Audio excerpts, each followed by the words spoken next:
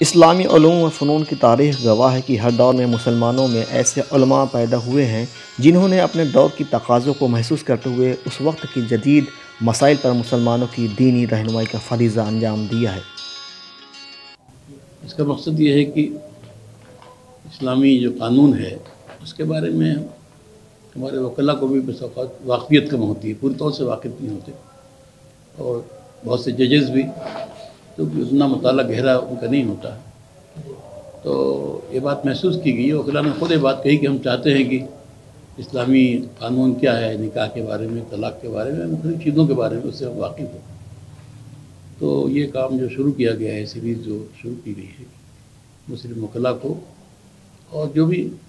اسلامی قانون جاننا چاہتے ہیں اس حوالے سے۔ عنوان کیا تھا؟ آج کا عنوان یہ تھا کہ دارالقضاء کا کیا رول ہے، مسلمان جو فیملیز کے اختلافات ہوتے ہیں، میاں بیوی کے گھریلو اختلافات، ان اختلافات کو حل کرنے میں دارالقضاء کا کیا کردار ہے، کیا رول ہے، اور کیا اس سے فائدہ ہوتا ہے، یہ اس کا موضوع تھا۔ تو اس موضوع پر میں نے ایک لیکچر تیار کیا تھا، وہ پیش کیا میں، اور باقی وکلاء حضرات تھے۔ تو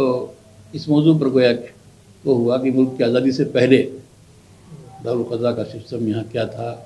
انگریزوں کے آنے سے پہلے، انگریزوں کے زمانے میں، پھر ملک کے آزاد ہونے کے بعد کس طرح سے ایک بڑی ضرورت ہے مسلمانوں کی کہ ہر ان کے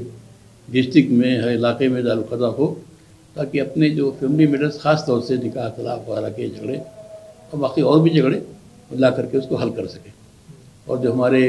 عدالتوں پر جو بڑا بوجھ ہے مقدمات کا، اور کوئی ہماری عدالتیں کوئی آپ بوجھل ہے، اتنی بڑی تعداد مقدمات کی ہے، تو اس کا بوجھ بھی کم ہو۔ اگر کوئی کمیونٹی اپنے اختلافات کو اپنے طور پہ حل کرنے کا سسٹم بناتی ہے اور تھوڑے وقت میں، کم خرچ میں اپنے مسائل کو حل کرتی ہے، یہ بہت بڑا تعاون ہے، بڑی ہمدردی ہے ملک کے ساتھ اور حکومت کے ساتھ اور ملک کے ساتھ، یہ مسائل کو خود حل کر رہی ہے۔ تو اسی جذبے سے آل انڈیا مسلم مسلح بورڈ یہ تحریک چلائی ہوئی ہے، پورے ملک میں تحریک ہے، جو فورم جہاں ہم جمع ہوئے تحقیقات شریعہ کے نام سے، یعنی شرعی جو مسائل ہیں، نئے مسائل، ان پر غور و خوض کے لیے، حل کرنے کے لیے یہ ادارہ بہت پہلے قائم کیا تھا مولانا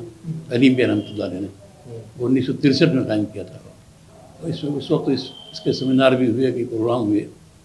تو دوبارہ اس کو زندہ کیا گیا ہے۔ اس کے تحت ایک کام یہ بھی ہے، بہت سے کام ہیں جن میں سے ایک کام یہ بھی ہے